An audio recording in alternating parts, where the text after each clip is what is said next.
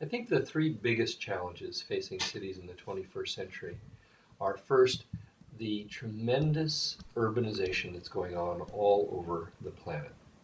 You have something like 100,000 people a week leaving the countryside and crowding into cities all over the planet. And that's created megacities like Nairobi and Jakarta and Sao Paulo, cities that have 10 million, 20 million people and are growing by the day. So just the scale of urbanization all over the planet is one of the biggest challenges. The ability to provide clean water, the ability to have enough jobs for the people that are being born and coming into the workforce and those that are coming from the countryside. Having transportation work, all of these issues are ones of scale.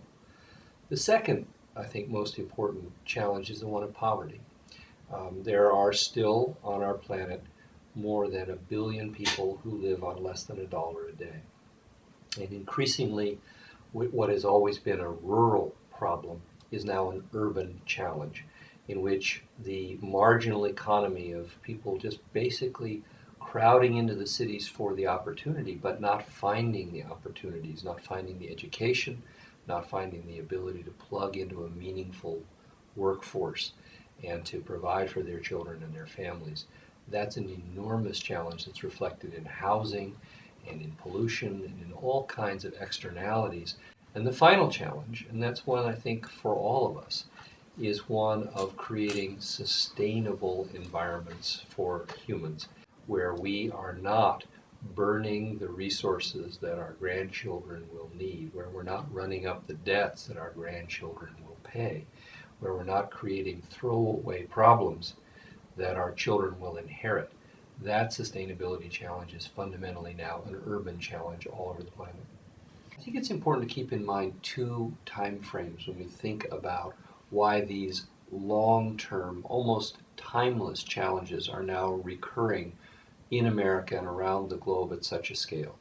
The first time frame is that people have been building cities for 5, 6, 7, 8,000 years. The last 100 years has really been one where cities have been, in America, the predominant habitat for people living here.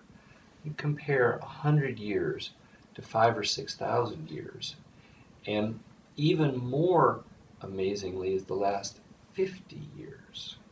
We've been able to consume more energy than was coming from the sun. And we've done that by burning fossil fuels. I think what we're really finding as we come to the end of cheap energy is we're going to have to take a much longer view and realize that some of the solutions to how people live in proximity to each other in towns and villages and cities is really going to have to draw upon 5 or 6,000 years of human experience and models, and not so much on the last 50 years of cheap fossil fuel, or the kind of illusion we have now that somehow digitally we'll be able to operate somehow virtually and not actually have to live in proximity with real human beings in real settings made of real materials. Today in 2007, we, I think, have an artificial dichotomy that's built in the kind of binary yes, no, either or way in which we often think that either we're going to continue in the direction we've gone in for the last 50 years and much more productively and affluently, that the digital revolution is going to just bring so much technological riches into reach of so many more people, not just here in America, but all over the world. And so one model says that's going to keep going ad infinitum, it's going to get better and better and better. And then there's another model that looks at the pollution in our cities and in the habitats of our planet, that looks at the $100 a barrel oil and looks at what it's going to be when it's $200 and $300 a barrel, and says, oh no, that's all going to come to a screeching halt, and we're all going to end up shivering in the caves and go back to candles. I think that's a really unhelpful debate. Neither scenario makes any sense. We're not going to suddenly run out of ingenuity.